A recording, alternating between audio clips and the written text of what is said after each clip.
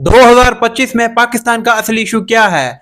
रोटी, महंगाई या फिर लीडरशिप? अगर आपका भी बिजली का बिल देखकर बीपी बढ़ जाता है तो कमेंट में बिल लिखना मत भूलना। एक तरफ स्विगी तो एक तरफ बिजली का बिल, किस तरफ हो आप लोग, इंडिया या फिर पाकिस्तान? आप हमें कमेंट करके जरूर बताइएगा। हेलो नमस्कार एंड जय Shri Ram friends, welcome to my new video. तो दोस्तों कैसे आप सब लोग? ये वीडियो दूसरी बार रिकॉर्ड करनी पड़ रही है। उफ भाई साहब, क्या ही बताएं आप लोगों को, क्योंकि पहली बार पूरी की पूरी वीडियो रिकॉर्ड कर ली। तकरीबन 32 मिनट की वीडियो रिकॉर्ड करने में 1 घंटा लगा मुझे वो रिकॉर्ड की, और एडिटिंग के टाइम पे पता लगा भाई साहब क्या माइक की तो बैटरिया ही खत्म हो चुकी है।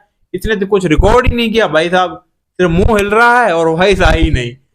तो अब दोबारा से स्ट्रगल करना पड़ रहा है। तो फ्रेंड्स, आज का हमारा जो वीडियो का टॉपिक होने वाला वो ये होने वाला है कि 2025 में पाकिस्तान की इकोनॉमी का क्या हाल है। इंडिया से कंपेयर करेंगे जीडीपी, महंगाई और डॉलर का रेट। तो चलिए जी करते हैं शुरू। एक तरफ इंडिया 6.5% जीडीपी ग्रोथ से भाग रहा है जैसे विराट कोहली का कवर ड्राइव, और दूसरी तरफ पाकिस्तान भाई साहब महंगाई में घुट रहा है जैसे पब्लिक मेट्रो बस में मंडे मॉर्निंग। तो चलिए शुरू करते हैं एक जबरदस्त comparison, India versus Pakistan 2025 GDP. India China और यूएस दोनों से ट्रेड कर रहा है और पाकिस्तान सीपीईसी के हो पे अभी भी जिंदा है। लेकिन अब सीपीईसी भी सोच रहे होंगे भाई साहब हमें भी आजादी चाहिए, हमें आजाद कर दो, हमें ये किस गुनाह की सजा मिल रही है।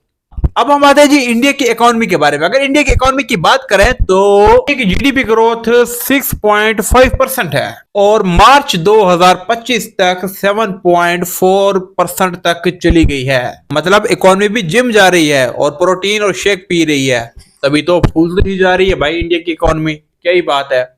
जीडीपी साइज 4.19 ट्रिलियन है इंडिया का, जो है ना। देख रहे हो भाई साहब इंडिया कहां से कहां चला गया और हमारा पाकिस्तान आज भी कहां से कहां रह गया है। इससे तो ये लगता है कि इंडिया में लोग सोच रहे होते हैं कि स्विगी से खाना ऑर्डर करें, और पाकिस्तानी बेचारे हम सोच रहे होते हैं कि चाय बनाइए गैस बचाएं।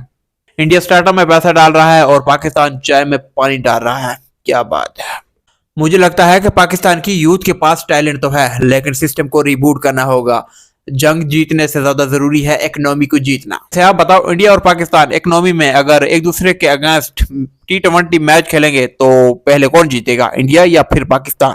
अब हमें वैसे कमेंट करके जरूर बता सकते हैं। बात करते हैं जी इंडिया वर्सेस पाकिस्तान, डायरेक्ट टक्कर, ठीक है ना। अब हम दोनों की जीडीपी, इकोनॉमी, हर चीज को जो है फ्रेम टू फ्रेम मिलाने वाले हैं। तो आप लोग देख सकते होंगे जी अपनी स्क्रीन के ऊपर ये जो सारा का सारा जो डेटा है ना, हमने गूगल से, इधर से उधर से, पता नहीं कहां से भाई साहब मैंने ना रिसर्च करके निकाला है। 2 दिन लगे हैं मुझे ये सब रिसर्च करने के ऊपर, ठीक है। तो अगर हम जीडीपी ग्रोथ की बात करें तो इंडिया की जो जीडीपी ग्रोथ है वो है भाई साहब 6.5%, और पाकिस्तान की अगर बात की जाए तो वो है जी 2.68%। और जीडीपी साइज की बात की जाए तो 419 ट्रिलियन डॉलर है इंडिया की, ठीक है। और पाकिस्तान की अगर बात करें तो 410 बिलियन डॉलर है, ठीक है। और डॉलर रेट की अगर बात की जाए तो पाकिस्तान में जो डॉलर रेट है वो है 282 रुपए का, यानी कि 282 रुपीज रेट है पाकिस्तान का। और अगर इंडिया की बात की जाए डॉलर की तो वो है जी 83 रुपए से 84 रुपए तक, मेरे ख्याल में इतना चलता होगा, ठीक है ना। और अगर फॉरेक्स रिजर्व की बात की जाए तो 600 बिलियन प्लस डॉलर, ठीक है ना। और ये है जी इंडिया का फॉरेक्स रिजर्व। और अगर पाकिस्तान की बात की जाए तो 9 बिलियन डॉलर है, यानी कि फर्क बहुत ही ज्यादा है। बहुत ही ज्यादा नहीं बल्कि धरती आसमान का फर्क जो है हमें नजर आ रहा है।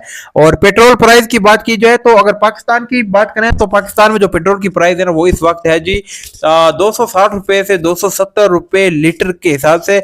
और अगर इंडिया में पेट्रोल की प्राइस की हम बात करें तो 96 रुपीज से 110 रुपीज तक जो है पेट्रोल मिल रहा होगा, ठीक है ना, जो कि गूगल के हिसाब से हमने ये डेटा निकाला है। ये फर्क तो आप लोगों ने देख ही लिया होगा। अब सोचने की बात यह है कि क्या इन सब चीजों से पाकिस्तान की एक आम जनता, एक आम आवाम को जो है फर्क पड़ता है या नहीं पड़ता है? अगर आप लोग मुझसे पूछोगे तो मैं तो यही बताऊंगा, जरूर पड़ता है। जब रोटी 30 की हो जाए और सैलरी वही पुरानी हो तो जीडीपी से ज्यादा लोग अपने घर की दिवाली का हिसाब लगाते हैं। आईएमएफ के कहने से पेट्रोल, इलेक्ट्रिसिटी और गैस के रेट तो बढ़ जाते हैं, लेकिन इसका टैक्स वो भुगतती है जी आम जनता। पाकिस्तान की आम आवाम को ये सारा कुछ टैक्स जो है वो पे करना पड़ता है। अब तो मेहमान आए तो चाय से ज्यादा बिजली के बिल का डर लगता है हमें।